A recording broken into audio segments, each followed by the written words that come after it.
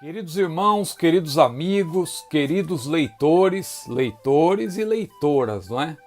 Quero saudar a todos com a gloriosa paz do Senhor. No vídeo anterior, nós respondemos a pergunta se vamos nos reconhecer no céu.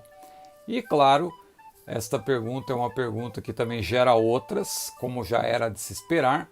E uma das que eu mais recebi foi a pergunta a respeito das lembranças, não é? Porque se nós vamos nos reconhecer no céu, isso também significa que vamos nos lembrar de pessoas aqui da terra.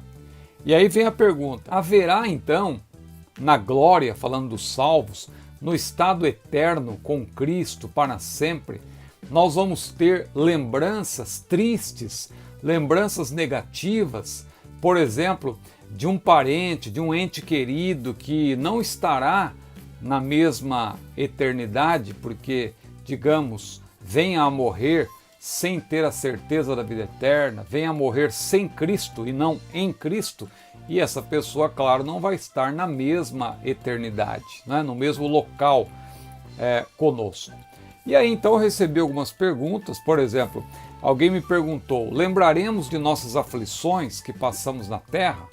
Porque lá em Apocalipse capítulo 6, versículo 9, a Bíblia ali menciona os mártires da grande tribulação, aqueles que morrerão no período tribulacional ao serem perseguidos pelo anticristo, ou seja, eles vão ser pregadores da palavra de Deus e vão ser perseguidos. E a Bíblia diz, vamos até ler essa passagem, Apocalipse capítulo 6, versículos 9 e 10. E havendo aberto o quinto selo, vi debaixo do altar as almas.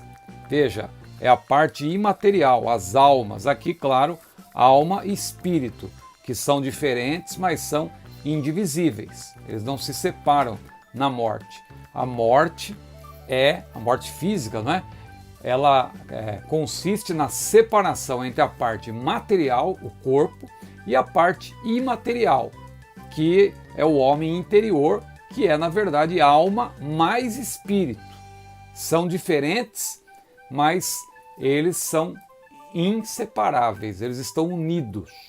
A palavra de Deus, claro, diz lá em Hebreus capítulo 4, versículo 12, ela penetra lá a ponto de dividir, a ponto de encontrar a divisão, porque formam, como já disse, o homem interior, mas a rigor são duas partes.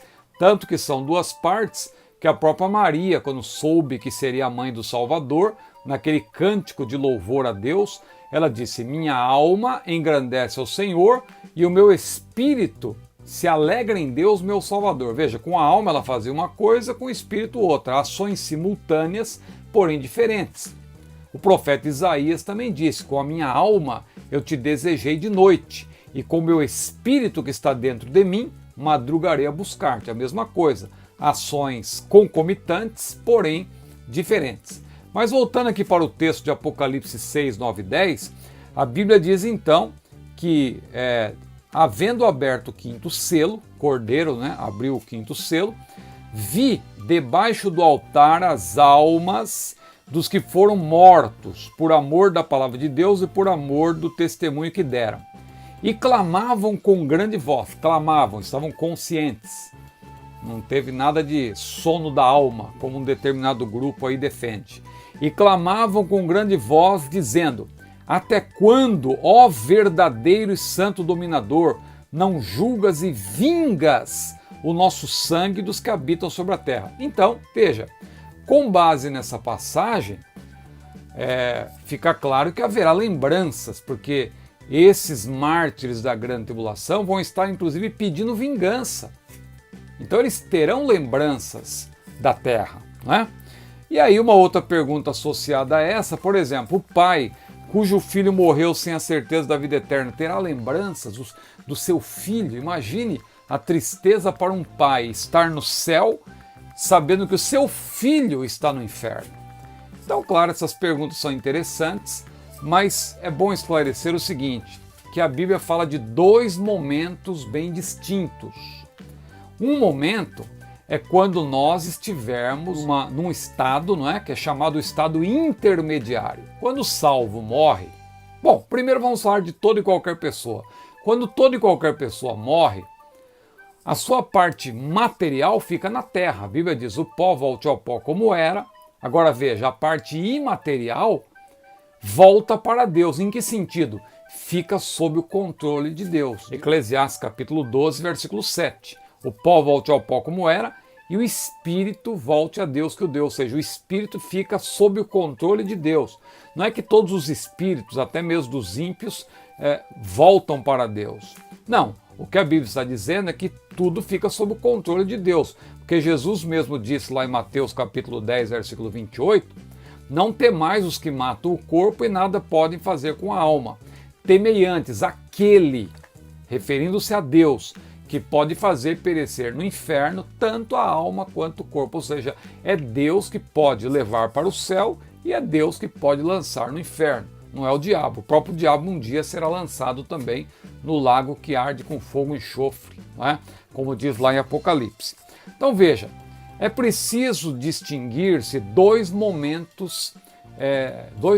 O primeiro momento é quando a pessoa morre, o salvo, se ele morre hoje, a parte material fica na terra. A parte imaterial fica sob o controle de Deus e vai para onde? Vai para o paraíso. Como nós sabemos que vai para o paraíso? Jesus disse para aquele infrator na cruz, hoje estarás comigo no paraíso. Onde que fica o paraíso hoje? Não vamos aqui dar aquela explicação, porque o vídeo ficaria muito longo, esse assunto para outro vídeo. Aliás, eu já até tenho um vídeo aqui antigo, mas que fala das regiões, né, do Tártaro, do Hades, do Guiena, mas não é assunto para este vídeo. Mas o paraíso hoje, ele fica no terceiro céu. Está lá em 2 Coríntios capítulo 12, versículos 1 a 4, Paulo deixa claro que ele em espírito, ele foi até o paraíso, no terceiro céu. Então, lá está o paraíso. Só que o paraíso não é ainda o céu em toda a sua plenitude. O paraíso é uma antessala do céu em toda a sua plenitude. Assim como o Hades não é o inferno final. É, na verdade, um inferno, mas é uma antessala do inferno propriamente dito.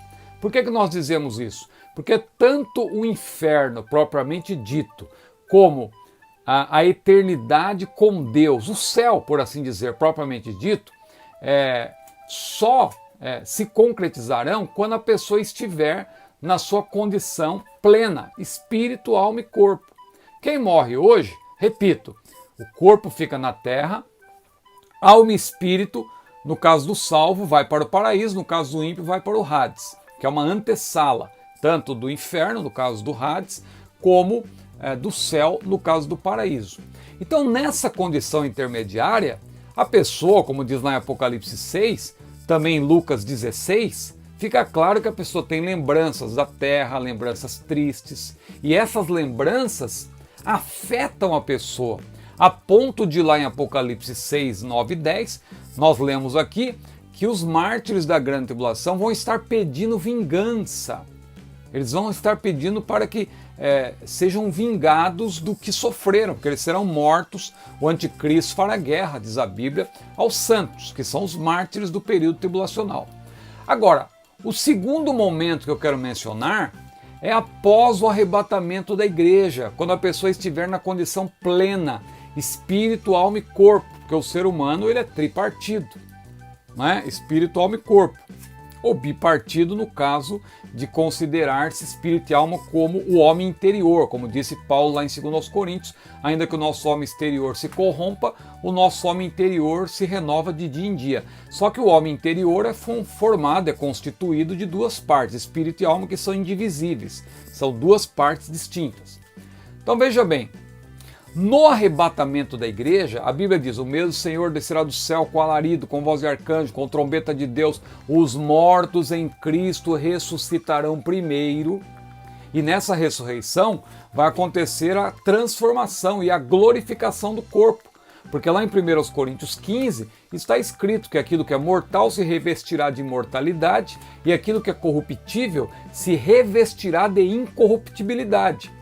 Então a pessoa agora, no estado pleno, espírito, alma e corpo, ela vai ser transformada e aí ela vai estar na condição que se descreve lá em Apocalipse capítulo 21, quando se menciona a Nova Jerusalém.